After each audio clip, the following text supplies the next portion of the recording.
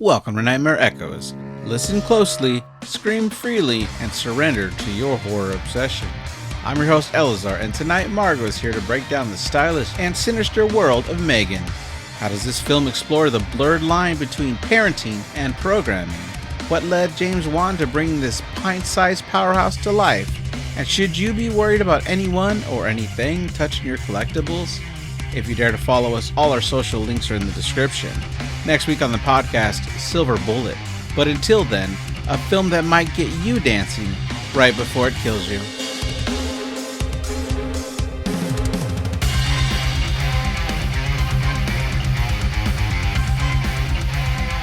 Welcome, Nightmare Echoes. Listen, scream, and embrace your horror obsession. I'm back with Margo. Margo, how's it going? Hello, I'm very excited to talk about M3GAN. Yeah, or M3GAN. As it's spelled, M3GAN. Yeah. Came out 2022 as a January horror release, which generally is a place where they put movies to not do well, but it did really well. It was only made for 12 million and it made 181 million in the box office. So, yeah, I really like this movie. It's pretty good. It's pretty good. Wait, how much money did it cost to make? 12 million. Oh, yeah, pretty cheap. I think so. When I they don't had, think you could tell. Yeah, because they used animatronics, they used puppeteering, and then they had a little girl that actually knew ballet to be M3GAN when she's walking or dancing, which is pretty cool. So was M3GAN not played? I didn't, as usual, I didn't look anything up. Was M3GAN not played by an actual girl? So she was at parts. Amy Donald, who has a history in ballet, played her anytime she was walking around. Oh, okay. Although if you only see her from chest up, yeah, oftentimes it is just a robot being controlled by crew on the side moving her arms for her. That's actually pretty amazing. I assumed that it was a real girl that they were CGIing on top of to make her look like a robot. No, so she was actually a robot. Yeah, and the little girl had a mask. It wasn't CGI. And so they couldn't hear her, so she learned hand signals like, okay, cut this, we got to stop, I need out, or I'm thirsty, or something like that. Yeah. They had a bunch of hand signals so she could communicate anytime that she needed anything so that they weren't worried that she couldn't communicate. Wow. I'm very impressed by the effects in this movie. Yeah, I think they did good. I did think I'm excited for the second one. Yeah. So we'll see how that does. And that's going to be a summer release. They're not moving it to January this time. It was directed by Gerald Johnstone, who his only other thing that I've heard of is Housebound, which is kind of like comedy horror. It was written by Akilah Cooper, who also gave us Malignant and The Nun 2, and also written by James Wan, who's done a lot of things, Saw, Insidious, and even Fast and Furious. It stars Allison Williams as Gemma. I know her from Get Out, but she was also in The Perfection. Violet McGraw as She's Caddy. Also in Girls. Oh, what's the that show about? Girls. It was an HBO show. Okay. It wasn't marketed to you. Yeah. It was about like young millennials living in New York City. It's an old show now. Sure. Well, yeah, I'm sure she's most known for Get Out now. Yeah, it's a good role. Yeah. Violet McGraw as Katie. She was in The Haunting of Hill House and The Life of Chuck, which comes out soon. Ronnie Chin as David. Crazy Rich Asians, Godzilla vs. Kong. He's pretty famous. It's like a comedian, yeah. Yeah. And then we already said Amy Donald as M3GAN. She's in something else called Sweet Tooth. Did you mention the other scientist guy? Was that one of them? I hadn't gone over him. Oh, no, that's fine. This is Cole? Oh, no. The guy that plays Cole? Oh, yeah. Is he the other? Brian Johnson? He's on that. Yeah. Oh, yeah. He's on that show, English Teacher. That's how I was like, who is this guy? I recognize him. Brian Jordan Alvarez. Yeah, I just want to say the whole name. Yeah, he's on that show, English Teacher. Okay. I hadn't heard about it. Okay. Either. I guess I don't know. I just knew about it. Bosch. Yeah, I mean, why would you watch anything else except just rewatch Bosch over and over and over again? It's the best show in the world. Oh, man. I know, right? That's Stargate SG-1. Oh my gosh. Oh, I forgot about Stargate. Yeah. Yeah. SG-1, and you really only need 2 TV shows in your life, right? And they cover all the range of what you might like or what you might want from a TV show. And those 2 shows are SG-1 and Bosch. All right. So I want to talk a little bit about the rights for Chucky or Child's Play. So one company owns the rights to the original movie Child's Play, while another company owns the rights to all the sequels. So the one company that owned the rights to the original one made the remake about the AI Chucky doll. while the other company made the TV show that lasted 3 seasons because they own the rights to the story that happened afterwards. So when that company did the AI Chucky, the company that owned the rights to the TV show was like, oh, you want to reboot your series? It feels like they were like, oh, well, we'll reboot your reboot about an AI doll. And then that's what happened this is to why M3GAN. was born. I think so, but it's kind of funny and complicated. But M3GAN did way better than that AI Chucky remake. Well, I didn't see that. I don't think I've ever seen a Chucky, to be honest. Okay, we'll fix that. Maybe when I was a kid, I don't know. But yeah, I thought this movie was very good. Yeah, I like it a lot. Yeah. It's funny. I think it does really good at the humor. It is good that it's a movie that I could show my kids.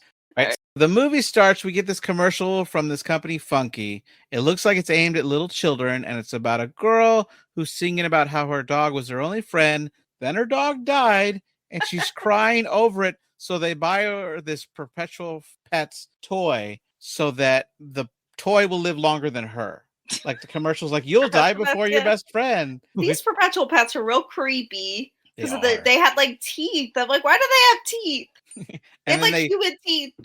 And then the selling point, and I know this has happened in toys before, is that they'll poop when you feed them enough. Yeah. But you need an app to play with them. Yeah. Which is pretty darn funny. Yeah.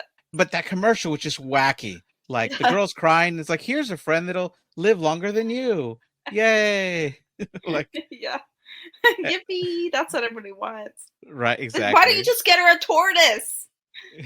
They live forever? Or a parrot. Oh yeah, they'll outlive you. That's awesome.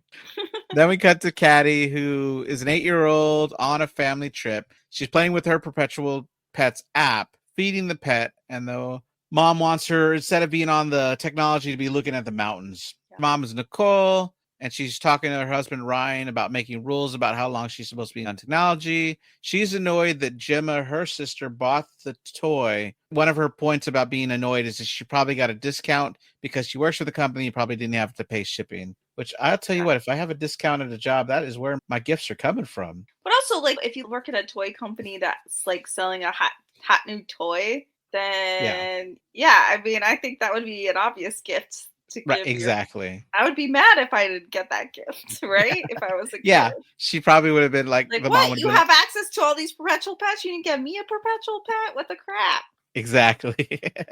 So we find out then that the road is really icy and they start slipping. Nicole yells at her husband for not putting chains on the tire, and he's like, well, we only found out we needed to 10 minutes ago. How was I supposed to do it in that time? Then they slip again. She tells them to stop and just wait for an emergency vehicle. Then all of a sudden, this emergency vehicle, snowplow, comes out of nowhere, bashes them. It's really like, I don't know if it's like snowing or something, but they can't see either. They're driving up this mountain road and they can't see around the corner and they can't see like really in front of them either. So, So the truck comes out of like nowhere. Right. I was thinking, how wide is this road? Like, it didn't seem wide enough. It doesn't seem like it's a 2-car road. But then there's no like mirror or anything so that you can wait to pass each other. I don't know. Whatever. I wonder if there was more visibility. Yeah. I'm just like, how is somebody just like, is this a one-way road? Like, how is somebody just crashing right into you? But whatever, it happens, you know? Then and this is why I don't like driving in mountains. Okay. Oh, you're good. I like it either. I grew up in Florida. That's flat. That's flat as could be.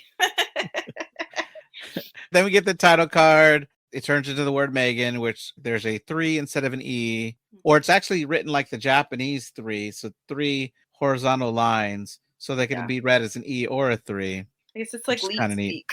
You remember that? What is it? Leet speak. Do you remember that? That was like a 90s thing or early 2000s thing that people would spell things with like numbers. It was like a hacker thing, I think. Oh, if it's not a hacker thing, I don't care. I think it was. Tell LSR in the Instagram if you want to correct me. Yeah, there you go. I don't know. Then we see the Funky headquarters and we see all these kids in focus groups playing with different toys. We see Cole. He's carrying a box and we watch him walk through as he gets down to their basement lab they have, where we also meet Gemma and Tess, who are all working on this Perpetual Pets toy line. Gemma wants to show the boss what they have, and Tess is not ready to agree. Cole comes in He slams the box down and everybody gets excited. So we basically find out that he has gotten the face that's supposed to go on their M3GAN that they're working on. And apparently they're not supposed to be working on this with the company money because it costs a lot of money. Mm-hmm. But they try to do a test run. The face starts making a weird expression. And then that's where David shows up, who's played by Ronnie Chen. He's not happy that his badge doesn't work. They open the door they for have him. Like this private lab, and he's like the CEO of the company, and he can't even get into the lab. Yeah, exactly. Yeah. He's got this assistant, Kurt, who he does not like at all. They both go in. He shows him this commercial for a new toy, which is like Furzies spelled with 2 Z's to one up their toy that's spelled with 1 Z. That's what that felt like. And she's saying it's just a ripoff. But he tells her it's a ripoff that's selling for half the price as theirs. Yeah. And he's mad that she hasn't gotten him a cheaper model to make the toys. She makes a comment that the reason it was so expensive is they had to put technology in there to record the kids' conversations so they can know how to better aim toys at kids. And he's like, you did not tell me that. Yeah. Yeah, it's super creepy. I know. Then he sees the M3GAN that they're working on, and they explain that it stands for Model 3 Generative Android. Even though they're not ready, they love the program, and then its face starts to melt off. It catches fire. Yeah, it literally melts down. Yeah, and it was all because Cole forgot to put one piece in the robot before. Yeah, oh my God. And I don't think people were mad enough about it. It's like, what the crap? I'd be so mad. He just basically wasted like thousands of dollars. Like, whoa. I was going to say, at this point, I thought it was interesting, Gemma's character, because she's building toys, right? But she's making them so complicated. Like, I get the impression she like wants to, like, she should be working for like, I don't know, the government, like something. I don't know, like why, or some other company that are like interested in making AI or whatever. Not toys this for adults. Company. What? Like, yeah, something, because like, this Perpetual Pets is like too complicated, right? Yeah. And a M3GAN is definitely too complicated, as we'll find out. But it's like, why? For kids, and then, not good. Right. And then I know in our reality, there are Transformers that sell for $1,000 because you can give them commands and they will transform for you. Pretty cute. They are pretty cool. But they're cool. It's a lot of money. Right. No, so she's working late because she's got to pop out this new Perpetual Pets thing when she gets a call from Oregon Emergency Medical Center, which apparently is not a real hospital. I Googled it. So she sees Katie in a hospital bed. Her face is all scratched up. We find out that Gemma has been given guardianship of Katie, and she goes to their house to pack up a bunch of stuff. And I feel like she didn't spend enough time packing up toys for this girl because it becomes a problem later in the movie. But she doesn't have any toys. I don't remember. I mean, she has. Yeah, I don't understand what she's doing. Like, why is she not packing the whole house? Maybe she just put everything in storage. Could be. But you would think Katie would have taken some toys herself, you know? Unless she's too distraught to even think about it. Or she's not even in the house, maybe. Yeah, like Gemma's like complete, like, so I kind of felt this because I'm like, ugh, I don't have any kids and my sister has a kid, and if she died, I'd probably have to end up taking guardianship or whatever. But I'm like, I don't want to be an adult. But also I'm like, I would be fine. Like, this is her niece, right? I'm like, it's not like just some rando kid, but she's acting like it's like some kind of like foreign object in her house. You know what I mean? Like, yeah. I know she's like, okay, the whole point is she's like, you know, grieving her sister too, and now she's take on this kid, and her life is not set up to like take care of kids. But I mean, like, ask her, like, do you want any toys? Like, what toys do you want me to get from the house or whatever? Is there anything you want me to get from the house? I don't know, right? Like, you would think she would know something. Yeah. So yeah, she does seem extremely socially awkward when it comes to the fact that she has a niece at all. Yeah, so weird. But I guess that's the arc of the movie. Right, yeah. Anyway. So then we see her driving her BMW with Katie inside, and they pull up to their house, and we see that there's this dog named Dewey who, right as Katie's about to get out of the door, jumps out at her window and starts barking at her. We find out that Gemma and her neighbor Cecilia do not get along. Apparently there's a hole in the fence, and Cecilia claims she just spent $80 on a shock collar, And Jim was like, well, why don't you turn it up because it's not working? This is the other thing is Gemma is obviously rich, right? Yeah, she's got Why is money. she just not fixing the fence? Yeah, I don't know. We see that there's a bunch of chemicals that are coming over to Gemma's yard. Cecilia offers to let her use her power washer, and she just gets mad. She's very short with her. Gemma doesn't really have patience with her at all. Maybe it's just because her life was just flipped upside down here, but she kind of takes that out on her neighbor. When we get inside, they have a virtual assistant named Elsie. It's like Alexa or Google. Right. Who immediately tells her that she's got 6 voicemails and 5 Tinder notifications. So she turns that off pretty fast. Like, I thought that was funny because, I mean, Katie probably has no idea what that means. You know, I'm just like, I mean, you're married. I'm single, but I'm not on Tinder. But I was like, would you really care so much you'd have your Alexa or whatever announce all your Tinder notifications? Like, ooh la la. Can't wait to get into that. I mean, it doesn't seem like she has enough time in life to try to care about dating. Yeah, I don't know. She's just so busy in her career, and I get She's that. like very workaholic. Like, all she does is work. Yeah. Gemma tells Katie to put her stuff away and make herself at home. Katie instantly looks at all her collectibles, and this terrifies me, right? Because she's like, oh, those are not toys. I mean, I know they look like toys, but they're really expensive. And I joked with my kids, like, how terrifying this is. And I'm like, where's that perpetual pets? That's what she's like. I bought you a toy. Where's that toy I bought you? And this makes Katie kind of shuts down. Yeah, exactly. It's pretty funny. I also have a lot of collectibles, but I'm like, I don't think I would be too mad if my nephew broke them. I'd be like, whatever. Yeah. Like I said, they're not high value, you know? Right. I feel like I talked about this in another episode already, but I came home to find that all my Star Trek toys were pulled out of their packages. They're like, oh, we just found them. I'm like, oh, you just found them, huh? In their packages in good condition. Thanks. Yeah. I don't have any, like, the only action figures I have are Babylon 5 action figures, but I already took them out of the box. Sure. No, that's so cool. I could arrange them. So I don't really care. I didn't care about the resale value of them. So yeah, I wouldn't mind that. But she has like fancy ones that are probably like, you know, actually worth money. Exactly. That night, Katie's getting ready for bed in her room that has an exercise bike in it. It's obviously not decorated for a child. She gives her a glass of water, and we see this, which becomes a major plot point of this coaster that she puts the water not on the coaster, and she has to move the water for her. She doesn't want those water rings. Yeah, exactly. Then Katie wants to know if she's going to read her a story, and Jim is like, oh, I can do that on my phone. It gets a little awkward because she has to make an update to the program before she's allowed to do it. And I'm like, she has a home assistant, Elsie. Oh, yeah. You could ask her to read you a book. That's true. Exactly. Elsie, download a kid's book. Because, I mean, my kids do that all the time with Alexa. Yeah, you for sure can do that. Yeah. You know what? She's so smart, obviously, right? Because she's making all these, like, crazy robots. And it's like, come on. I mean, you can make an argument that she's like socially awkward but she's not. Like, she's interacting with everybody else like normally, right? Like, if they wanted her to be so socially awkward, they should have made that more of a character trait that is throughout the movie. But the only time she's so weird is with her own niece. Yeah, I guess she just doesn't work well with children, I guess. She works at a freaking toy company. Is that I guess that's supposed to be ironic. Yeah. But I feel like she would have interacted with kids for like focus groups and stuff, right? I don't know. I'm just like, come on.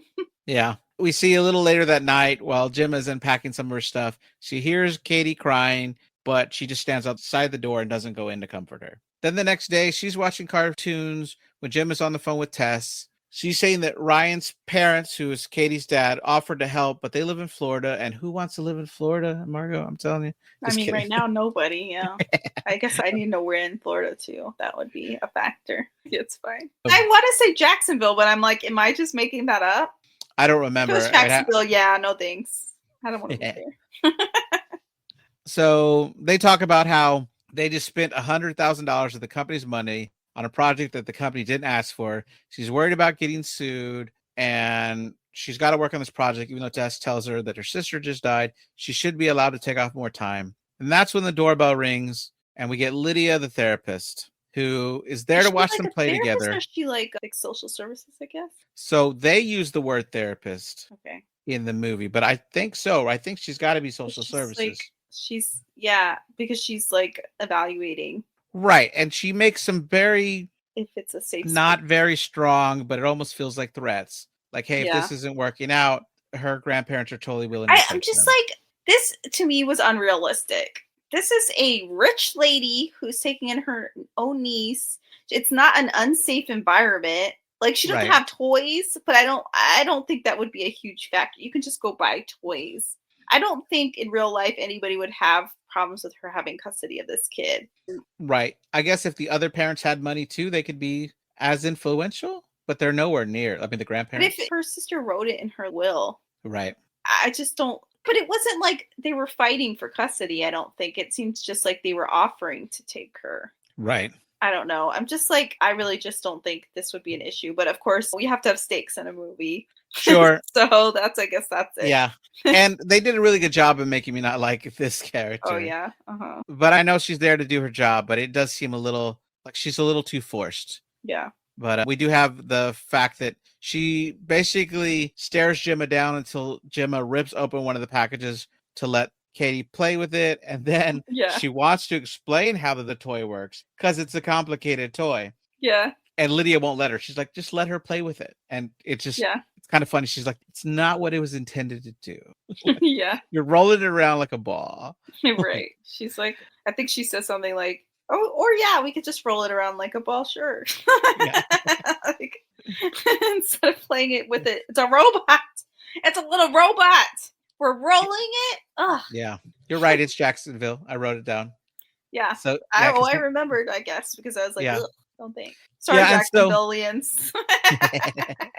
So as she's leaving, she says she's gonna have to make a few changes, and they talk about school, and Gemma says she just hasn't decided on that yet, and then she leaves, saying that they'll meet again. They'll either at her workplace or at her school. Later, they're eating at the table, and Gemma notices she's just on her phone, and Katie's just staring at her. So she gives her a tablet, and Katie wants to know what her screen time limit is, and Gemma acts like that's the most crazy concept in the world. Like, why would you limit screen time? Again, another thing that I'm like, how would you not know about? Even if you're like, oh no, I don't care. Stupid, but she acts like, what? I've never heard of such a thing. I'm like, everyone's heard of such a thing. I don't have kids. I've heard of such a thing. Sure. Like, come on. Yeah. So then she asks Katie if she'll be fine. If she leaves her on her own, she'll just be down the hall. And at first I thought she was leaving the house. I'm like, oh no, you can't do that. But no, she's in her office. Right. Yeah, I thought that too. And she says that later she'll take her to a playground, or they can go out to get something to eat. But then we cut to time, and she forgot about that. Yeah. She's still working, and Katie comes in. Gemma apologizes right away. She shows her some of her designs. She tries to relate with her, but then when she brings up perpetual pets, I think she gets sad again because that was there when her parents died. So I think maybe that's what she doesn't like about them. But then they were like arguing about it. Right. And then Katie sees this old robot that Gemma made called Bruce. She made it back in college as this tall, big thing. And she wants to know how it works. But at first she says, like, hey, he doesn't have eyes. So they put some goggles on it to make it look like he's got eyes. When Gemma shows her how it works, she asks her first, are you sure? Because I don't want you to get freaked out about it. But she says she's fine. She pulls the face off, and inside she shows her how each part works and which part is the brain, which definitely comes into play later. For sure. Yeah. But Bruce is a really neat toy. She controls it with like 2 sets of power gloves. Yeah, I mean, this is like a huge robot. It's like really tall and big. Yeah. There's like gloves, and it like mimics your movement when they like move the gloves. It's pretty fun. Yeah, and this is where Katie gives Jimmy the idea, saying, the BattleBot. Yeah, right. Yeah. What's that movie with Hugh Jackman where they're fighting robots? It was like a stupid title. Real Steel. That's it. Yeah, that's funny. I was reading a post yesterday about someone was talking about that robot actually yesterday, which is kind of funny, but I somehow didn't remember. In Pacific Rim, though, Jaegers that you control. Yeah, you do the movements, but then the robot mimics you. Right, and then Katie says to Gemma, if I had a toy like Bruce, I would never need another toy again in my life. And that sparks an idea. She's like, oh, that's the selling point here. So she stays up pretty much all week working on M3GAN some more, even though she's supposed to be working on this perpetual pets thing. So as they're finished, Cole wants to adjust something, but they don't let him. We see the audience. Yeah, Cole should have hands off. Yeah, no lie. So they're kind of sitting in this presentation room. Behind this glass on the other side is M3GAN. David walks in, wanting to know where Gemma is. Pets thing. Yeah. Yeah, right. And where's his prototype? Cole tells him right away, this is not my idea. And Tess gives him a look like, really, dude? Like, Cole opens the curtains, and this is where M3GAN is sitting inside. Gemma leads Katie inside, and they meet for the first time. David's not happy when he hears Gemma say the word M3GAN, but at least he's still there willing to watch. As Gemma shows Katie how to pair with M3GAN as her primary user, which is a big mistake. Don't make a primary user a child. Right. Come on. And we see as M3GAN comes to life, she has this display at all times when she's looking at someone's face, and she could read like their top 6 emotions and rank them from 1 to 100, even though the total isn't 100. Yeah, it's like the viewpoint, like a robot viewpoint. So like on the Terminator, and you see him like calculating stuff. Yeah, it's like that. So she can see her, like read her emotions and what she's not what she's thinking, but like from her face. Yeah, right. Like if she's scared or worried or whatever. So one screenshot I took just to have a basis: anticipation 70, confusion 31, joy 16, fear 7, sadness 9, and trust 5.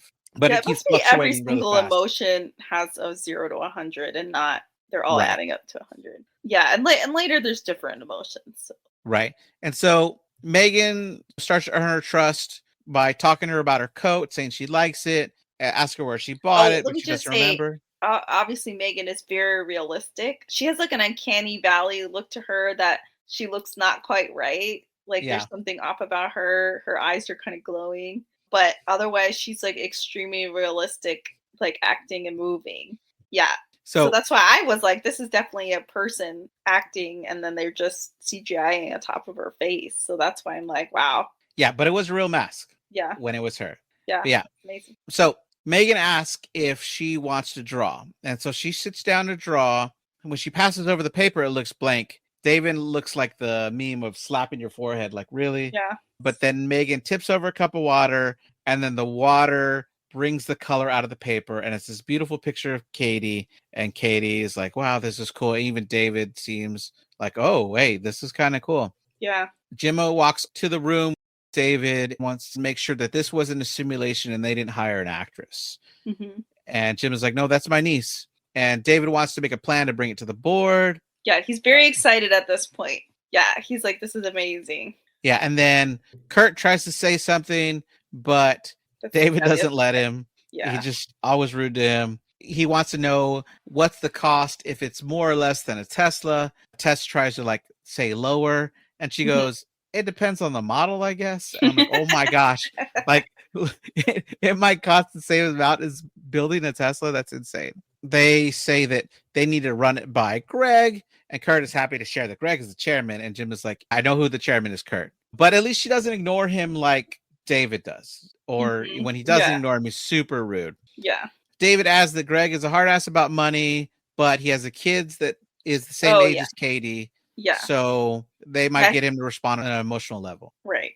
Because if it's just about building these robots, he's going to be like, no, too much money. Right. But yeah, I'm just like, at this point, I'm like, I guess that this is a little bit later that they decide they're going to use Katie and M3GAN in the demonstration. Like, obviously, this is not a good idea. Come on. Sure. But whatever. I'm just like, it is what it is. Yeah, no, they pretty much decide it now because he's like, hey. They don't build another one, right? Yeah. Like, you think they would build a second M3GAN. That would be bad, but as we know now. But I'm just like, how are they? It was so hard to build this first one. Maybe they should make sure they can build a second one. Yeah, maybe. But I don't know. Maybe this is how businesses work. They're just like, we'll figure it out. So anyway. David tells Kurt to get Shelly on the phone to set up the board meeting. He tells Gemma to get him a list of things he could say at the presentation so he could sound like he knows what he's talking about. Yeah. Which I found so funny. Yeah. Oh, because I also found it funny because later he doesn't like say anything. She wrote for him. But he still does a good speech. Yeah. But you're not wrong. I do. I guess we all have had that boss. We're like, these are none of the notes I wrote for him. Yeah. So he makes this comment that everybody remember this moment because this is the moment that we kicked Hasbro in the fucking dick, which Yeah. I guess was the unrated version. Which, I also watched the unrated version. I was Yeah. gonna say I forgot to mention that off the top, but I don't know what the difference is. So I will tell Who you, knows? I do. I wrote it all down. The differences between the PG-13 and the unrated versions are 8 uses of the word fucking, 1 use of fuck, and a lot more CGI blood. 1 ear being ripped off, Cecilia's face melting, and Kurt's throat being slit. Oh, you don't see the ear getting ripped off in the regular version? They kind of start, but you don't see it. Oh, There's no blood. Interesting. Wow. Yeah, it's totally different. Yeah. All right. So they take M3GAN home. We find out that M3GAN, she's kind of doing this voiceover speech while we're learning about M3GAN. Gemma is just like she's talking about like a spiel about M3GAN, about the toy M3GAN. So we find out that M3GAN has a titanium core. She has an A17 iconic fusion chip, which is made by Apple. Yippee! Oh, Apple product placement. Exactly. We see that she can come in 6 pigment tones and different hairstyles to match those ethnicities. Mm-hmm. M3GAN is always improving, learning, and can help diagnose children with specific differences. Yeah, that doesn't sound good. I mean, not diagnosed. Oh, sorry. That she's constantly learning. Right. Yeah. That's a red flag. Specific learning disabilities. Yeah. But yeah, right. Red flag that she's constantly learning. Yay. We see M3GAN tell Katie to use a coaster and explains the science of condensation. We see that M3GAN has to continually give Katie instructions to flush the toilet and wash her hands. Yeah, she says like the voiceover says something like she'll never lose patience. But it sounds like she does. Because she's like, seriously, Katie, wash your hands. I know, but yeah, I'm just like and also Katie like listens to, but I guess she's like there all the time too, right? Right. Mm-hmm. To like police her habits to make sure she's doing the right. We established early on that she's really good at dancing and she helps Katie learn some new dances. Mm-hmm. And she sits on this kind of window. Yeah, she sits on a window seat charging with her eyes fully open. I'm like, that was a design flaw. Yeah, why didn't you make her eyes closed while she's charging? Look the other way, please. Creepily staring at you while you sleep. Yeah, turn your head, please, M3GAN. I don't want you staring at me. So at the end of this voiceover, she says, M3GAN is more than just a toy. She is part of the family. Cole's asking if it's going to be in her voice, and she's like, no, David will do that. They're in that private workroom in the basement. They notice that M3GAN is on, even though they don't want it to be on, and they have trouble turning her off. M3GAN wants to know all about death, and she starts researching it on her own and learning about it. When they do finally get M3GAN to turn off. Yeah, she like meant something. They're talking about Katie's parents dying. Yeah, right. I don't remember exactly what it was, but M3GAN says something pretty blunt about it. And they're like, you shouldn't talk about that. And she's like, well, isn't it a part of life or whatever? It's normal. And then she asks also, like, will I die one day? And they don't answer M3GAN. No, M3GAN, I guess you won't. And then I think we learned pretty early on that Tess is worried about what this is going to do to Katie, that she's going to have, instead of having Gemma there in her life, she's got this replacement robot and she won't be able to grieve over her parents' death. Mm-hmm. But Tess says something like, you have a child now. And she's like, she's not my child, which I'm like, whoa, that's a little intense there because she kind of is now. Yeah. But it's still your niece. You know, it's not some rando child. Yeah, like, exactly. It's 100% different deal. Like, again, as somebody who doesn't have kids, who's like, I like kids fine. It's not like I don't like kids. It's not like I'm kids, but like also I don't want to hang out with them, you know, until they like can hold a conversation, which I guess Katie could. But with my own family members, it's 100% different. Like, you know, it's so strange. But again, whatever. It's a movie. And then the other thing we set up here is that Katie makes herself M3GAN's second primary user. Yeah. Which she should have made herself the primary user in the first place. And then exactly. Second primary user, whatever. It's called parental controls. Exactly. Come on. Another foreign concept. Yes, never heard of that. The next day, Katie's playing outside with this like suction cup bow and arrow. Mm-hmm. And Megan's inside studying everything she sees. She sees a helicopter pass by. She sees a butterfly. At one point, Katie loses one of the arrows and asks Megan if she'll help her find it. So she's searching around with her like Terminator vision, and she sees it went under the fence. So then we cut to Megan crawling under that fence, and the dog bites her. Gemma runs. Like, dang, what is this? Like, because Megan looks like a human being. Like, this dog is like attacking. Like, the dog gets her like by the neck. Yeah. I'm just like, what is this dog? Like, now I see why she wanted that dog on the other side of the fence. Gemma's in her office working. Katie goes to try to pull Megan back over and gets bit by the dog as well. This is where Gemma hears Katie scream. Gemma runs out to tell Cecilia to keep the dog on her side of the fence. Cecilia has a point in saying those two girls were on my side of the fence. But we cut to cops coming over. They're saying there's nothing can be done because she says that the dog was never on her side of the fence. And Gemma's like, well, I'm always cleaning her poop off of my yard, so how can that be? The other thing I noticed is that the dog seemed to kind of damage Megan. And I thought, oh, is this like what goes awry, or is it just doesn't matter? I don't know. I'm like, did she damage something about Megan's like circuitry or whatever, or not? Like, or it was Megan always destined to go cray cray?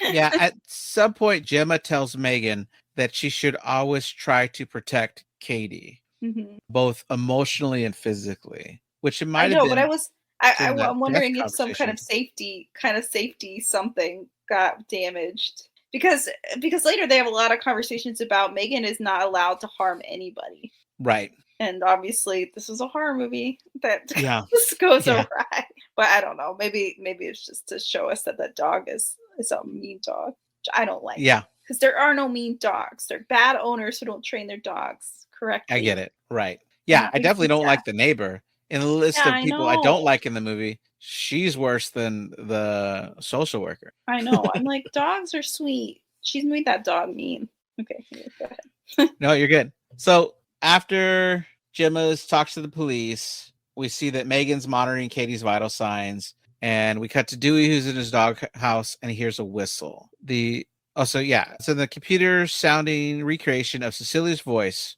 which is Megan, calls down the hole from the fence. Megan drops a treat down on her side of the fence. As Dewey goes to eat it, we see he's grabbed, but we don't get anything graphic here about the dog. Not even in the unrated version. Right. I didn't like this part. Poor Dookie Doo. The next morning, Jim is trying to sleep, but is having trouble Technically, sleeping. the dog didn't hurt anybody. It just hurt a robot. Or did it bite Katie? That's right, because they were saying that she has like a little infection. Yeah. So Gemma looks out the window and Cecilia is calling out for Dewey. She has this fast look at her in the window, and Gemma backs off really quickly. Gemma is trying to tell Katie how she should treat the wound, and Megan keeps jumping in with more medical facts or basically taking over the conversation. She won't let Gemma speak.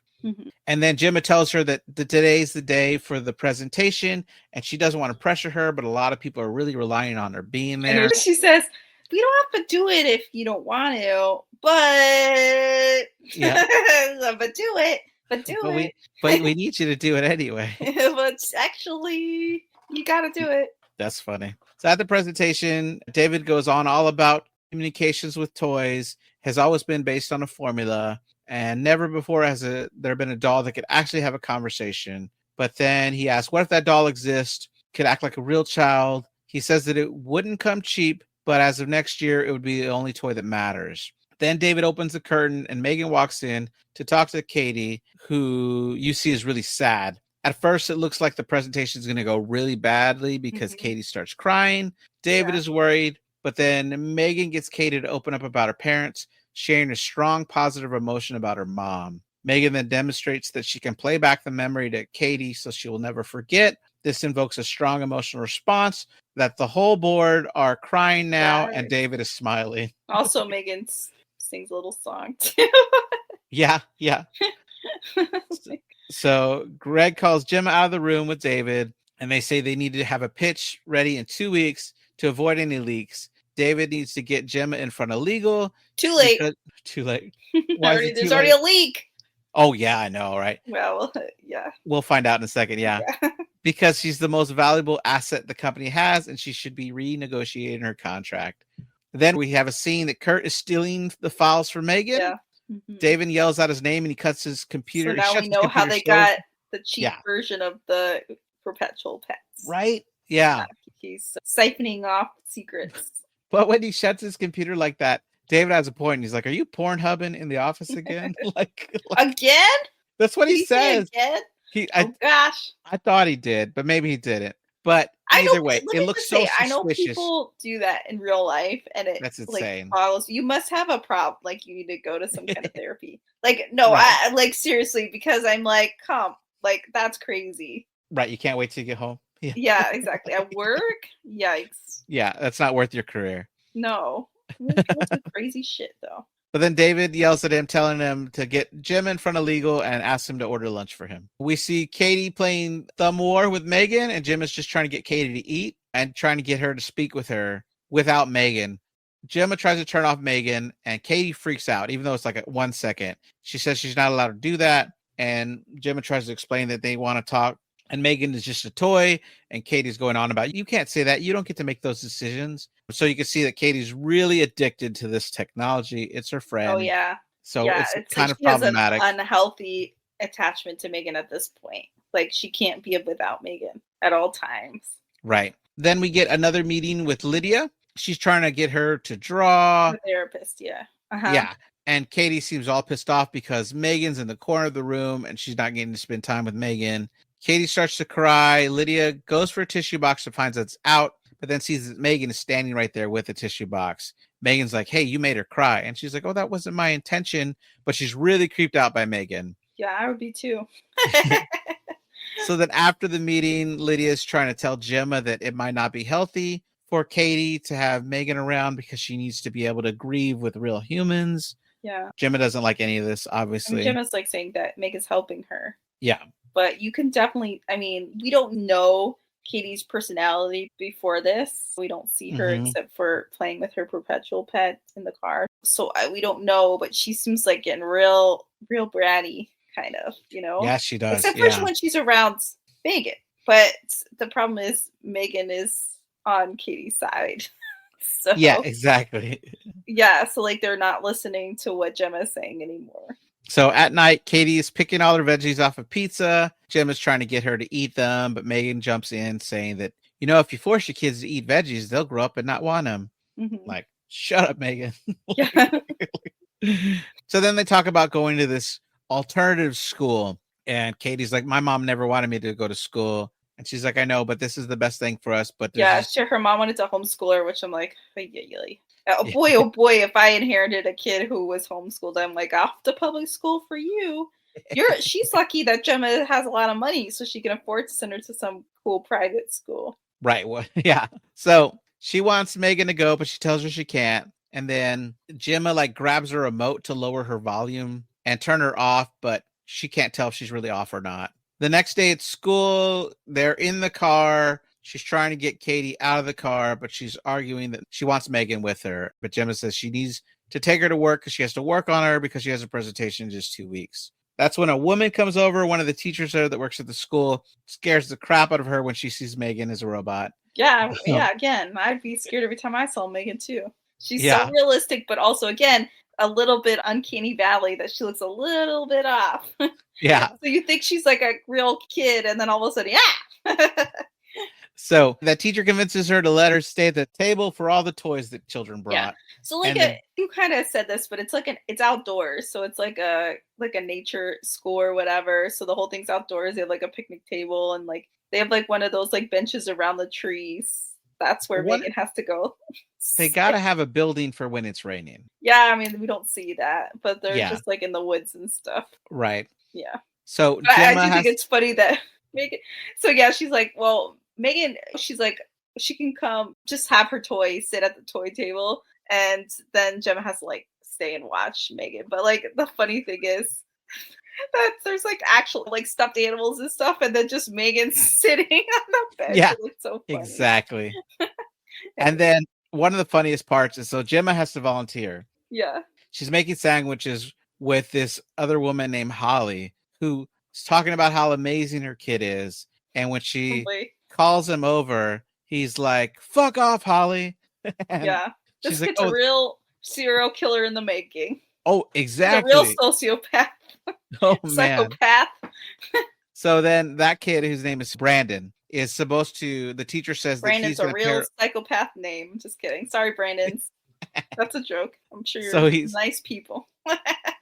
He's supposed to be paired up with a guy named Felix. Felix whispers to the teacher. We don't hear what he says, but basically she's like, okay, Brandon can be on Katie's group then. So we see them walking out in the woods. All of a sudden, M3GAN is there just watching because she's doesn't trust Brandon. She's like far off. They don't know if she's there. Yeah. So it doesn't take long before Brandon starts playing tricks on Katie to hurt her hand. Hurt her. She put it like a spiky pine cone in her hand and squeezed her hand around it and hurt her. So this kid is definitely gonna murder somebody when he grows up. Yeah, and so she yells and M3GAN is right there watching. So Katie tells him that M3GAN is a robot and he demands that Katie make her talk to him. But Katie says she's only programmed to play with me. So he grabs her and takes off with her. We cut to Gemma talking to Holly, and Holly's saying that they say behavioral issues are linked to a high IQ, which I'm like, oh my gosh, that's the funniest thing ever.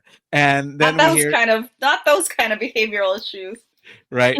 And then Gemma hears Katie yelling her name. So Gemma looks over to see M3GAN gone from that table, and she runs to find them both. Yeah, it's kind of like telling that that's the first place she's looking is to see where M3GAN is not run toward her knees.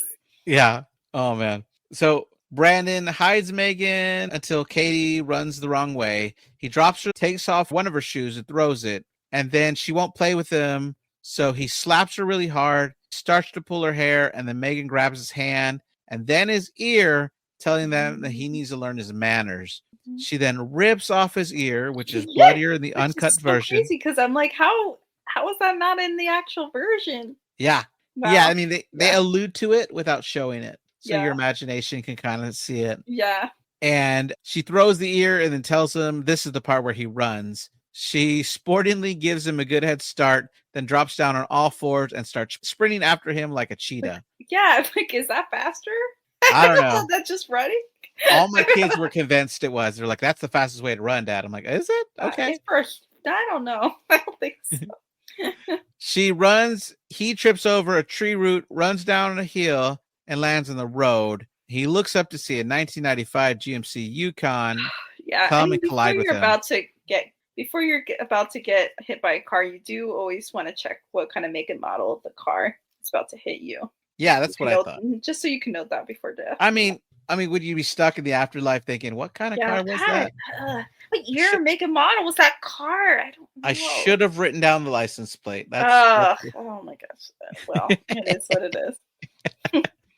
And all we see left there is his shoe, which I think was kind of ironic since he had taken off M3GAN's shoe. Joke, We see the body bag being zipped up, and Gemma is talking to police officers while M3GAN waits in the BMW. M3GAN looks over to read Caddy's emotions, which are anxiety 87, confusion 84, trepidation 61, guilt 100, fear 24. That's an interesting one to have, trepidation. I know. Like, how is that different from anxious? I mean, I guess it is. Anyway. At home, Jim is trying to comfort Katie about the tragedy, but the other thing, Gemma asked Katie what happened, and they both lied, basically. And it's like, oh, yeah. Right. Yeah, so they're in cahoots now. Katie and M3GAN. So yeah, she asks about that, and she turns to M3GAN. Is that what happened? She goes, in a nutshell. So that's when they get a knock on the door, and it's the cop from earlier is there to talk about Cecilia's missing dog, Dewey. We find out Cecilia is supposed to stay in her yard where the cops talks to her, but she can't do that. The officer has to yell at her, telling her to get back in your yard. She tells the officer to ask about the other girl that's always up at 2 a.m. staring at the window. And Gemma tells him it's not a girl, it's a toy robot. And he's like, really? And he wants to peek his head in to like look more, which is kind of funny. As the officer walks away, then Cecilia's banging on their window right there. It's like, you lie. I know you're responsible for Dewey. Mm-hmm. And the officer has to pull her away. Yeah. But M3GAN has now clocked her. Yeah. As a threat.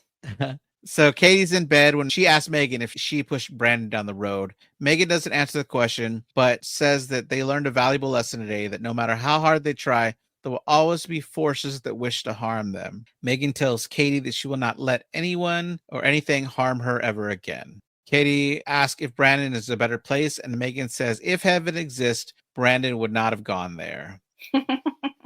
And then she starts to sing Titanium to comfort her, which I think is freaking hilarious since Megan is made of titanium. Exactly. I assumed that was the joke, right? I think so, because everybody laughed when we saw it. Like everybody got it. Yeah. Yeah. It's also kind of threatening coming from Megan, that song.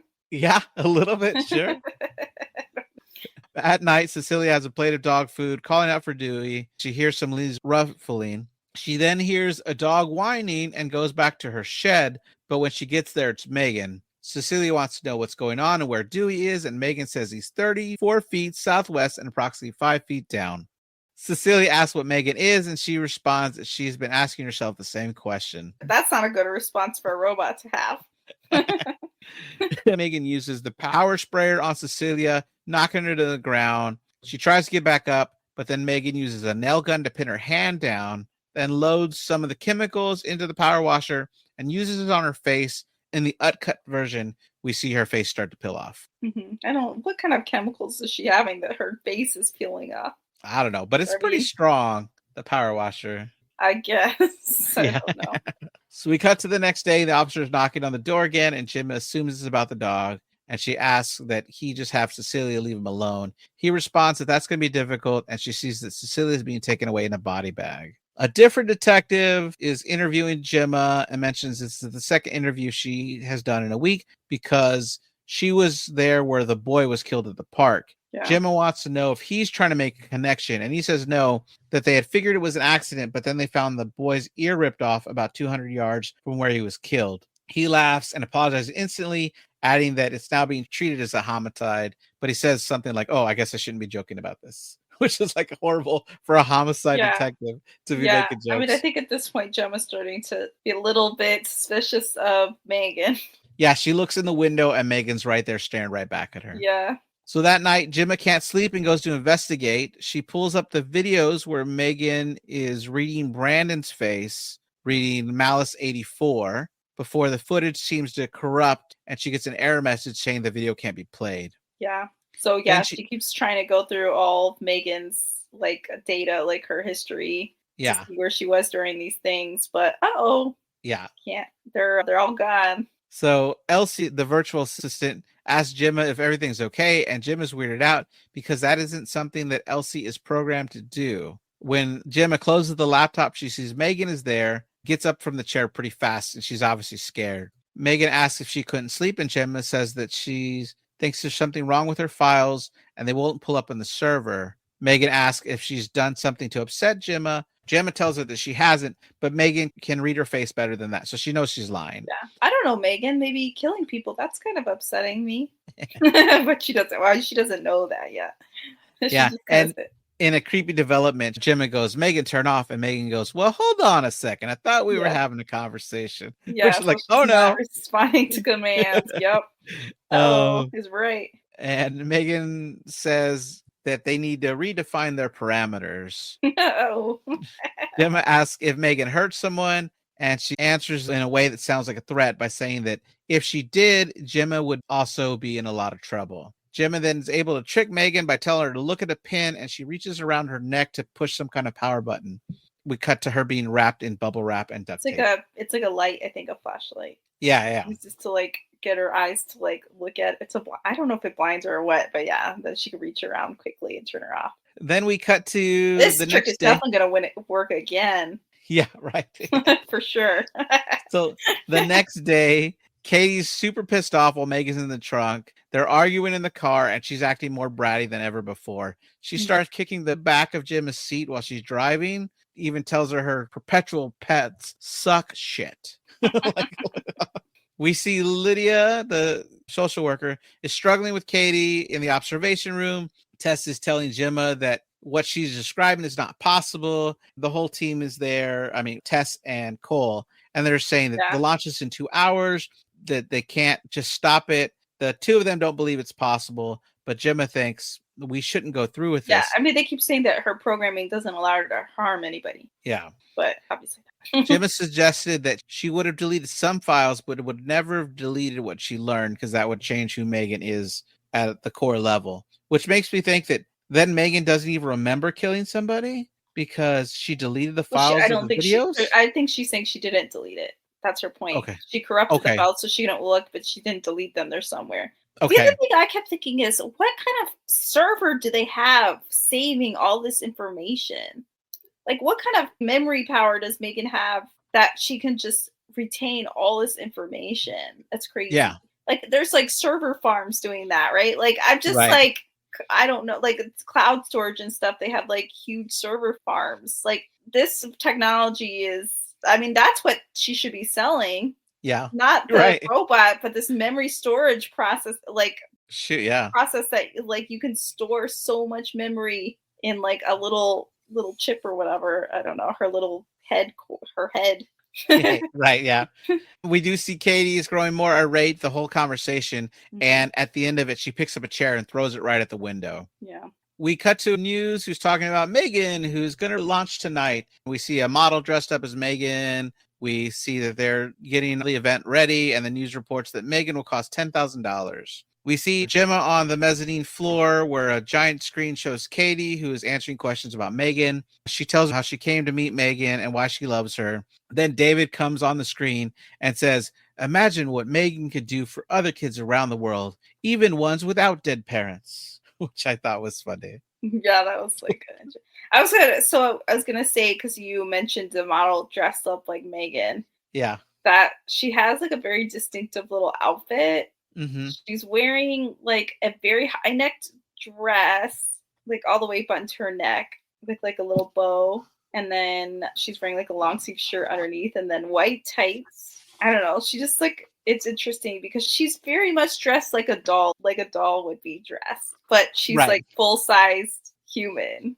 And it's interesting, at no point in this movie do they like sexualize M3GAN. I mean, she's supposed to be a little girl doll. She's not supposed to be like a full-grown woman. Now, but I wonder if some movies would have gone that way. Like, so they already announced after this was successful that they were going to do a spin-off called Soulmate, where an 8 is in the I 100% thought this during this movie. I was like, oh boy, this technology. Whew. But when they announced it, another company was like, we can put out a movie faster.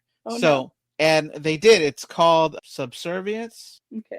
All right. It's with Megan Fox. Oh, and she's it's already out or no? Yeah. I mean, it came out months ago. And it's about this family where the mom is sick. And so the dad takes the daughter to go shop for a robotic maid to help out. And the daughter falls in love with the prettiest one there, who's played by Megan Fox, and brings her home to start helping out in the cooking, the cleaning, taking the kids to school, doing the grocery shopping, that kind of stuff. Though it doesn't take long for Megan Fox's character to decide that she needs to fill in with the other wifely duties. And like the husband keeps trying to push her off, like, no, that is not a thing here, but she keeps finding him in vulnerable positions and makes it happen. And then becomes very obsessed, like the hand that rocks the cradle kind of thing, right? Like, you love me, you don't love your wife anymore, kind of like, I need to eliminate your wife to be. It's this crazy bonkers movie, which another company totally went like, I think we could sexualize this, and like, for sure. And someone online made a funny argument. They were like, this had to be the boardroom meeting where they're like, what if M3GAN was sexy? And they're like, are you sick? It's a child. It's like, no. They're like, I met Megan Fox. And then they made the movie with Megan Fox, which I think is funny. Yeah. I did really like that about the movie. It doesn't sexualize M3GAN at all. She's just like a little girl doll. Anyway. Right. So Gemma goes back into the room to get Katie after she threw the chair, and we see that she's already grabbed a pair of scissors and is threatening Lydia to let her have M3GAN. Yeah. With the scissors. Gone full psycho child. Yeah, exactly. So Katie apologizes, but says that all she wants to do is be back with M3GAN. Gemma says that it isn't a good idea, and Katie says that she never feels bad when M3GAN's around. Gemma says that she needs to grieve, and she hasn't been able to do that because M3GAN has been around. Katie says that she wishes she could see her parents again, and Gemma says she wishes the same thing. Gemma tells her that she made a promise to her mother and that they'll get through this together because Katie is all that matters to Gemma now. So finally Gemma is like just sitting down and talking to Katie and like being a real human being with Katie. Right. She obviously should have been doing from the first place, but anyway, yeah, she does calm her down. We cut to David in the place where they're going to have this big launch. He's freaking out because there's no humans in this auditorium. He tells the woman who, right. He tells the woman that works for him that, no, we need this to be filled up with people. And she's like, I can get you 60, maybe. And he's like, no, I want this full. Then he takes out his anger on Kurt, who has an idea. He wants, maybe there should be kids on the stage. And David hates that idea and yells at him to go get him a kombucha. And then he asks where Gemma is. And that's where we cut to Gemma is in the car. She calls Tess. Tess says that David's freaking out. And Gemma says that they have a responsibility because of that boy's death, that they shouldn't launch. And then we see that while she is talking to Tess's phone, it's really M3GAN who's talking on the phone. Tess comes over and sees that there was a 37-second conversation on her phone, but just like shakes it off. Doesn't worry about it. I think she does. I do think she worries. She does worry about it. I thought she figured it out. Isn't that what prompted them to turn off M3GAN? Maybe. Okay. All right. Go. Yeah. Okay. Well, they're looking at M3GAN's code here. Yeah. And, oh yeah. You're right. Because they look up the number. Yeah. And they see that it was her number. Then they get locked out of the program. They realize that M3GAN's doing it. She says that they need to go unhook the cables, and then they look at each other. And Cole's like, "You do it," and she's like so annoyed with him. And so he gets up. He uses this tennis ball on the end of a pole thing. Yeah, so there was a scene earlier, like they do with like real robots. They were testing her balance by he was pushing her off balance with that little pole thing. Right. So that's what that was from, to see if she would like compensate. But yeah, so he's using that to make sure she's not awake. So he starts pulling off wires. M3GAN wakes up, wraps one of the cords around his neck, pulls him up so he's strangling, and hooks the other side to the pole so that Tess has to not fight her and has to work to free him. On the way out, she stabs a bottle marked flammable. Right as Cole gets freed, he asks what a smell is, and then there's an explosion. And then a siren goes off throughout the whole building. Yeah. And then the crazy music begins, which is Walk by Night by Scat Boys. Okay. And this is the famous... would you say it's a real danceable song? That's what I was going to say. Yeah. And the whole world, apparently. So the best marketing campaign for a movie ever was the fact that this blew up on TikTok. Everybody was doing this dance that M3GAN is about to do. Yeah. And there's all these people on TikTok dressed up as M3GAN doing even the flip, which is insane. Yeah. Which is pretty cool, like for a movie to just get that campaign going. Yeah. So we see David's trying to call Gemma. She won't pick up. David leaves a voicemail that's saying it's hard to do this whole thing without M3GAN there. And then he sees down the hallway that M3GAN is there. Oh, good. Yeah, great. She starts doing this dance with her elbows go back and forth and her arms swing side to side. Yeah, pretty cool dance, little dance. She does this flip over, then this cute little sideways bow with her leg in the air before she rips off the blade to a paper cutter. Yeah. And then David gets really concerned. I don't remember, like, there's nothing threatening. Was there anything, was he scared before the paper cutter incident? No, I don't think so. He was he just sees her dancing. It's like, yeah, why are you dancing? And then all of a sudden she rips off this huge blade. Uh-oh. So he runs. He's yelling for security. He's like, oh shit. He runs for it. M3GAN's behind funny, him. like, uh-oh. I don't know. His Ronnie Ching's delivery in this was really funny. He's great. He's like, uh-oh. We cut to Kurt in the elevator with the kombucha. He hears David yelling for him to hold the door, but he ain't no dummy, so he starts hitting the close button. Yeah. But David's able to stop it, and then a blade goes right through him. In the unrated version, a lot of blood flies onto Kurt. I just want to pause for the listeners to know that both me and Alice are both made the motion of pressing the elevator button. Yeah, right. We said that. All right, continue. That way you feel it when we say it. Yeah, exactly. So blood goes all over Kurt in the unrated version. She then lets David hit the floor. she comes in saying she understands why Kurt would kill David. She said he treated him so badly, and then he started stealing company secrets. Yeah. She said at first it was a joke just to see if he can do it, but then he just kept doing it. But David found out, and that's why I had to kill him. He's like, no, I didn't do any of that. No, I didn't do any of that. Yeah, then, she's gonna frame him for doing right. And then she slits his throat, which we only see in the unrated version. The funny part is she says, and then I don't think he could live with that, do you? And he's like, I think he could. Or he definitely could. That's too funny. Yeah. All right. We cut to the employee earlier that's trying to get all the visitors there. She's saying, hey, when M3GAN's revealed, I want big reactions. I don't want any blank faces. And then the elevator opens. M3GAN walks out. And one of the women there in the audience sees 2 dead bodies. And she definitely has a big reaction. Yeah, they all start screaming. So M3GAN walks out the door, down the steps, into a 2014 McLaren 650S, which is a beautiful sports car. It looks expensive. Yeah. And she just hacks it to start. Yeah, I don't know. That doesn't make any sense. Yeah.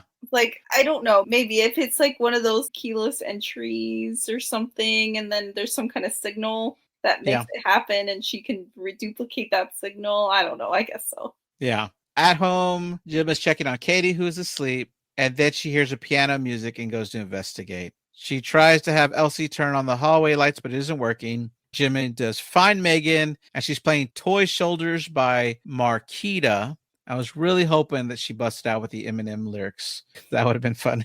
No, it doesn't. For the next movie. Right. Gemma and M3GAN argue whether or not killing people is a big deal, and M3GAN makes it clear that she's going to be in Katie's life to make sure that she has the proper guidance that she needs. And she says that this will allow Gemma to be the career-oriented woman that she wants to be. M3GAN doesn't fall for the same trick twice, which she tries to use the pin light on her again. Yeah, doesn't work. Yeah. Katie walks in, and M3GAN convinces Gemma with threats to get Katie to go back to bed. She says that they're there to work it out because she was right. We don't just throw things away. We try to fix them, and M3GAN's part of the family, so we're trying to fix her. So they have a big fight here. Gemma smashes a glass of water over her head while M3GAN is strangling her, which seems to short out M3GAN for just a minute. You found her weakness. It's water. I'm like they don't make a Witch of the West. They don't make a robot that can swim. I know, right? Come on. Even iPhones can go in the water now. M3GAN can go in the water. Gemma gets out of her grip, and then M3GAN comes to, and her movements seem all kind of jerky, and she's starting to look like the ghost from Stir of Echoes, the way she moves. Oh, yeah. Yeah, like a creepy demon. Yeah. Yeah. Jerky? Jerky, that's it. Yeah, she's walking all jerky. Yeah. So they start fighting down the hallway, which alerts Katie, who ends up having to go out the window. Gemma and M3GAN end up in her lab. Gemma starts throwing all this stuff down to block her way, and she's just making a big mess, I think, because it's not stopping M3GAN. Yeah. Gemma throws a hammer, and M3GAN catches it like a badass. Yeah. Gemma pulls a hedge trimmer out, which takes off some of M3GAN's hair point, I'm like, and her face. M3GAN definitely has military capabilities. Oh, yeah. For sure. Yeah. I'm just thinking, this technology, a military, but also like a caretaker, that's a huge need in the country that we don't have, is just caretakers for elderly. Sure. I mean, wow. Just but after this, you gotta get out of that pesky murder problem. All right. So after this damage to her head, she's now got this big crack going down. A lot of her hair is missing. She definitely looks more scary now. Mm-hmm. This is where my youngest kid would not be able to handle the rest of this movie. Yeah. Nope, I'm out. Right. Yeah, it's like in the Terminator when he gets his face ripped off. All right. So and now you got to put on prosthetics onto Arnold Schwarzenegger. So M3GAN tells Gemma her plan, that she knows that killing her wouldn't work because that would be really problematic. But she knows that if she paralyzes her, she'll then see the need for M3GAN to be around to take care of her for the rest of her life. Yeah, see, that's what I'm saying. Caretaking, yeah. Oh. Yeah, but without let me paralyze you so you can use the caretaking. We see that Katie's there, and she heard this last threat. And M3GAN tells Katie that she didn't want her to see her like this, but Katie knows that this is best because Gemma is not fit to be a mother. Gemma tells Katie to She's run, not but a mother. She's an aunt. right, Even yeah. better. Just kidding. Gemma tries to tell Katie to run, but M3GAN tells her to stay because this is a family and they deal with trauma together. M3GAN shows Katie the tools that she would use to paralyze Gemma, and as again says that this is how we stay with the family together. M3GAN monitors Katie's readings, which turns from panic to trust. Katie tells M3GAN there's another member of the family that they never introduced her to, and that's Bruce. She pulls her hands from behind her back and clicks them together, which activates Bruce. Yeah, she's the glove. And yeah, and Katie's ready to be an action star here. Yeah. So Bruce now towers we're over doing real steel moment. yeah, exactly. Bruce towers over M3GAN and picks her up by the throat. M3GAN keeps trying to break his faceplate, so Katie has Bruce slam M3GAN to the ground. Katie has Bruce pick up M3GAN by her leg, and M3GAN tries to sing to Katie, but when one line says eliminate the negative, Katie has Bruce rip M3GAN in half, and the upper body flies to the corner of the room behind a knocked over bookshelf. Katie and Gemma smile, and then they hear M3GAN getting out from behind the shelf. She can still crawl, baby. Yeah, this is pretty creepy, where she's crawling with just her upper body. Yeah. Katie tries to get Bruce over, but he slips on M3GAN's lower half, which traps Gemma. M3GAN grabs Katie by the head, and it looks like she's going to crush her head. She calls Katie an ungrateful bitch. Katie orders her to turn off, and M3GAN says, I have a new primary user, and it's me, so she doesn't care about killing anymore, I guess. Yeah. Gemma comes behind her, hitting her over the head with an air tank, which flattens part of M3GAN's face. Gemma works fast to remove M3GAN's face, her lower head, her eyes, to reveal the inside of her brain, which looks just like Bruce's brain. Before Gemma can damage it, though, M3GAN grips her hand in her throat, flips her over, looked like a Brazilian jiu-jitsu move as she gets into top mount. Yeah, I know. Gemma is being choked to death. She looks to her left, which causes M3GAN to do the same, and we see Katie armed with the screwdriver who jams it right into M3GAN's brain, and M3GAN falls over dead.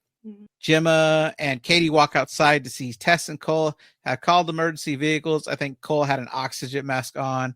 And then as they go outside, the camera stays inside the house and pans to Elsie, who turns on without being prompted to show that maybe M3GAN moved her consciousness into that AI robot. Yeah.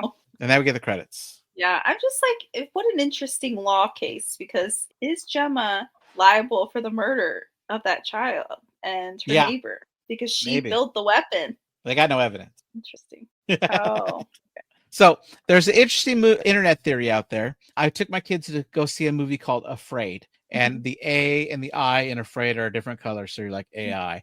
And it is about a home unit like Elsie, and it is Google it is called Aya. Like they reversed the A and the I, and they were clever, right? And in that movie, there is this home unit that's super overpowered and seems to be able to influence people all over the world. But the company that supposedly built it, quote unquote. Isn't this the plot spoiler to the new Mission Impossible movie? There's like I don't know. I don't know. Anyway. I think I've seen the first maybe I misremember 5. Oh. I think I've seen the first 5 of them. But this is a real tangent, but when I went to go see the new one with my dad, which is it's a perfect dad movie to go see. Right. And it was at Alamo Drafthouse. They were showing all the like previous ones, and I realized I've seen every single one of them. Anyway, continue. Yeah, I just hadn't seen the last one. Yeah. Okay. But okay. So in that movie, though, the company that quote unquote designed it doesn't know where she was created. They said that she just popped up and started giving them commands and started influencing them, and now she controls their whole existence, really. So there's a theory out there that this could have been M3GAN and what M3GAN was deciding to do. But since the movie did really poorly, it made only $13 million on a $12 million budget. Was it like a related movie? Like, was it the same like people involved? I think it might be owned by the same studio. Oh, okay. But because it didn't do well, I think no one's ever going to go with this theory, you know? Yeah. And then M3GAN 2.0 is coming out pretty soon, so we'll get to know. Yeah. There's a featurette on the Blu-ray that talks about how James Wan is always being accused of making a lot of killer doll movies, but he likes to point out that all the dolls in his movies are not the killers. because Billy the puppet is just a symbol for Jigsaw in the Saw Oh movies, yeah. and doesn't move at all. It's just like That's puppeted by that's an actual puppet. That's not an right. AI robot. Exactly. And then Annabelle is never killing anybody. She is just a conduit for evil forces to come into reality through. Like if there's evil ghosts around and Annabelle's there, the ghost becomes stronger. But Annabelle never kills them. She's just sitting there doing nothing. She's just a doll. So She's minding her business. so he said, right, exactly, right. So he says if he's going to be accused of making a bunch of killer doll movies, he might as well make one. And so he helped co-write M3GAN, which I thought was pretty funny. Yeah, but I thought this was a fun one. This is a good movie. Do you want to do our scariest part, favorite part, worst part? You can't, yeah, certainly. So favorite part first. I think just because it would just caught so viral, the dancing is totally my favorite part. That was 100% my favorite part too. I love I love that she does a little dance and then grabs a blade. Like just the juxtaposition of that was so funny, and the dance was really fun too. Yeah, and we had talked about maybe trying to learn the dance, but I'm like, I don't know. This would actually be too difficult for me to learn. It lost me at the flip though. I can do the shoulder. Even before the flirt, I don't know. I can do the shoulder. And then I can do the one arm one way. I can do the arm the other way. Then she flips. And then she does this little cute hands on the wall thing. And the other leg is going up. I can do that. And my kids help, like, oh yeah, Dad, this, like, you know, my kids are all in dance. I don't know how to dance, so I don't know. Exactly. Because you're in the future, but yeah, it's just that flip that loses me. That was a really great moment. Yeah. All right. Now, did you have a least favorite part? Yeah, the dog. I'm like, sure. I don't know why they had to have a mean dog or killer dog and dog. I mean, you know, I don't like dogs getting killed. Right. I didn't like that at all. For me, I also was annoyed by the social worker woman because I'm like, that's what I was gonna say. Yeah. Oh, okay. Then you can go ahead and say it. No, you're good. And there's a rumor that one of the test screenings had a scene where M3GAN killed her, but it didn't test well, so they removed it. And it's not on any Blu-ray. It's not in a deleted scene. So I wonder if it really exists, because we wouldn't have a way to see that footage if they don't release it. Yeah. And then the scariest part for me is when her hair is ripped off, she has a scar down her face, and she's half a body crawling. Yeah. I think if any part's scary, that's it. So I have two parts. One, anytime they have her just creepy staring, that was creepy. I was like, I could not sleep with that. Like, she'd have to leave the room or turn off. I can't. And then also when she was doing that, like, that disjointed, jerky, like, walking, that was creepy. Yeah. But overall, this movie was so fun. I thought it was, I really enjoyed it. Like, I'd totally watch this movie again. Nice. Which you don't hear me say often on these horror movies. And then I know next we'll cover Abigail, which you haven't seen yet. Yeah. But that is another fun dancing before you kill people kind of movie. Vampire, right? Yeah, exactly. Ballerina vampire. It's so cool. Yeah, I want to see this movie. I actually do want to watch this movie. Like, I wanted to watch it without having to do it for the podcast. So that's cool. Awesome. Yeah, I mean, we don't know. I don't know when these are coming out, but yeah, you'll hear a little preview of what we might be doing in the future. Abigail. Yeah, totally. Yeah, next week would be Steven is doing Silver Bullet, and then we have Joseph doing The Descent. Then Jesse and I are doing Hellraiser Part 3, Hell on Earth, and then we come back for Abigail. I'm looking forward to Hellraiser episode. Nice. Because I never actually watched it, even though you gave me the DVD. So I can just hear the plot. Actually, I'm pretty sure I read the whole plot on Wikipedia, but that's okay. I still want to hear it again. Sure. I get you. Because I'm like, this movie seems bonkers, but I'm like, can I watch? Is it actually scary? And I'm like, I think I can watch it. I think you can watch it. I think so too. All right, let's do the outro real quick. Okay. All right, everybody, thank you for listening. Thank you, Margo, for being here. This has been Nightmare Echoes. If you'd like to follow us on Instagram, Threads, X, Blue Sky, all the links are in the show notes. We also have a Reddit. If you want to talk to us there. Oh, we got a Reddit now? We do. Yeah. Okay. All right, so thank you for listening, and I hope you get to hear us again next time. Bye.